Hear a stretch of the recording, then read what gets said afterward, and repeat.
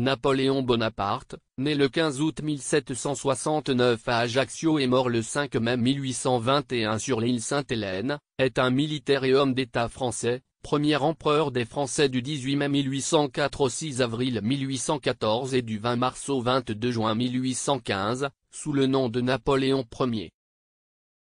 Second enfant de Charles Bonaparte et Laetitia Ramolino, Napoléon Bonaparte devient en 1793 général dans les armées de la Première République française, née de la Révolution, où il est notamment commandant en chef de l'armée d'Italie puis de l'armée d'Orienté. Arrivé au pouvoir en 1799 par le coup d'État du 18 Brumaire, il est premier consul à vie à partir du 2 août 1802, jusqu'au 18 mai 1804, date à laquelle l'Empire est proclamé par un sénatus consulte suivi d'un plébiscite. Il est sacré empereur, en la cathédrale Notre-Dame de Paris, le 2 décembre 1804, par le pape Pie VII, en même temps que son épouse Joséphine de Beauharnais.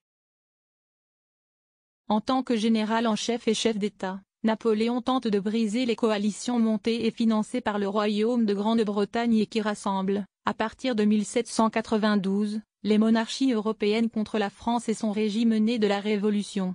Il conduit les armées françaises d'Italie au Nil et d'Autriche à la Prusse et à la Pologne. Les nombreuses et brillantes victoires de Bonaparte, Arcole, Rivoli, Pyramides, Marengo, Austerlitz, Iéna, Friedland, dans des campagnes militaires rapides, disloquent les 4 premières coalitions. Les paix successives, qui mettent un terme à chacune de ces coalitions, renforcent la France et donnent à Napoléon un degré de puissance jusqu'alors rarement égalé en Europe, lors de la paix de Tilsit, 1807. Napoléon réforme durablement l'État, en restaurant son autorité et sa primauté.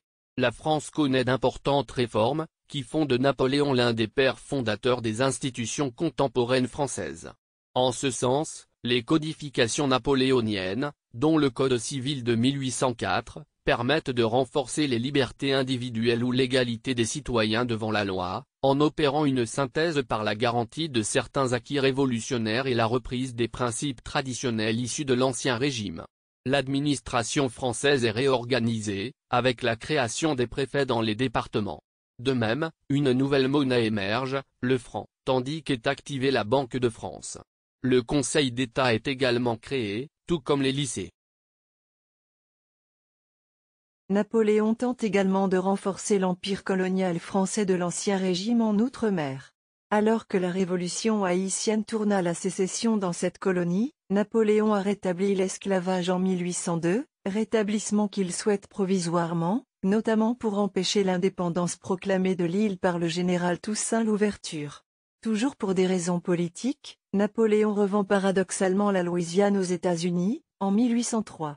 Il perd cependant la plupart des colonies qui l'intéressaient face aux Britanniques, et perd Saint-Domingue à la suite de l'échec de l'expédition militaire préalable, 1802-1803, visant à combattre les indépendantistes.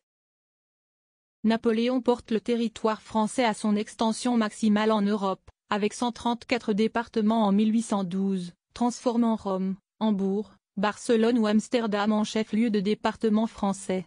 Il est aussi président de la République italienne de 1802 à 1805, roi d'Italie de 1805 à 1814, médiateur de la Confédération suisse de 1803 à 1813 et protecteur de la Confédération du Rhin de 1806 à 1813. Ces victoires lui permettent d'annexer à la France de vastes territoires et de gouverner la majeure partie de l'Europe continentale en plaçant les membres de sa famille sur les trônes de plusieurs royaumes, Joseph à Naples puis en Espagne, Louis en Hollande, Jérôme en Westphalie et son beau-frère Joachim Murat à Naples. Il crée également un duché de Varsovie, sans restaurer formellement l'indépendance polonaise, et soumet temporairement à son influence des puissances vaincues telles que le royaume de Prusse et l'Empire d'Autriche.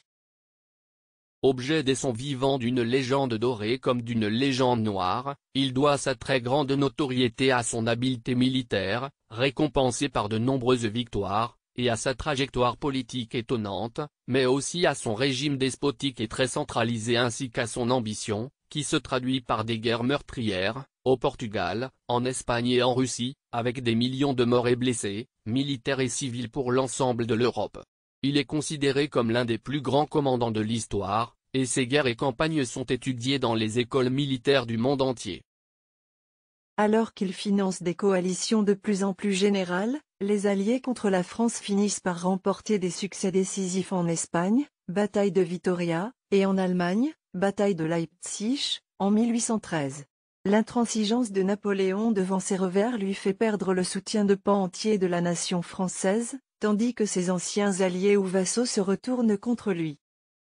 Amené à abdiquer en 1814 après la prise de Paris, capitale de l'Empire français, et à se retirer à l'île d'Elbe, il tente de reprendre le pouvoir en France, lors de l'épisode des 100 jours en 1815. Capable de reconquérir la France et d'y rétablir le régime impérial sans coup férir, il apportera pourtant, à la suite de diverses trahisons et dissensions de ses maréchaux, qui se sont retrouvés fin à l'Empire napoléonien et assure la restauration de la dynastie des Bourbons. Sa mort en exil, à Sainte-Hélène, sous la garde des Britanniques, fait l'objet de nombreuses controverses. Une tradition romantique fait de Napoléon l'archétype du grand homme appelé à bouleverser le monde. C'est ainsi que le comte de Lacaze, auteur du mémorial de Sainte-Hélène, tente de présenter Napoléon au Parlement britannique dans une pétition rédigée en 1818. Élie Faure, dans son ouvrage Napoléon, qui a inspiré le film d'Abel Gans, le compare à un prophète des temps modernes. D'autres auteurs, tels Victor Hugo, font du vaincu de Sainte-Hélène le Prométhée moderne. L'ombre de Napoléon le Grand plane sur de nombreux ouvrages de Balzac, Stendhal, Musset, mais aussi de Dostoïevski, de Tolstoï et de bien d'autres encore. Par ailleurs, un courant politique français émerge au XIXe siècle, le bonapartisme, se réclamant de l'action et du mode de gouvernement de Napoléon.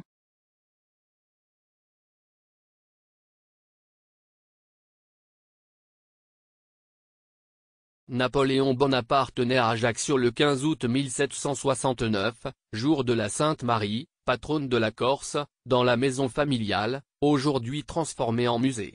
Napoléon naît un an après le traité de Versailles, par lequel la République de Gênes cède la Corse à la France. L'île est donc récemment française. Ondoyé à domicile, il a pour nom de baptême Napoléon Bonaparte, prénom donné en mémoire d'un oncle décédé à Corte en 1767, et n'est baptisé à la cathédrale Notre-Dame de l'Assomption d'Ajaccio que le 21 juillet 1771. La famille Bonaparte est d'origine italienne et passée en Corse à la fin du XVe siècle.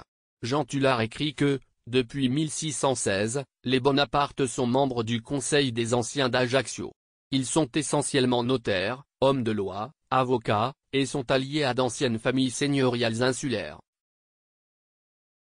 L'image ci-dessus représente Charles Bonaparte, le père de Napoléon Ier,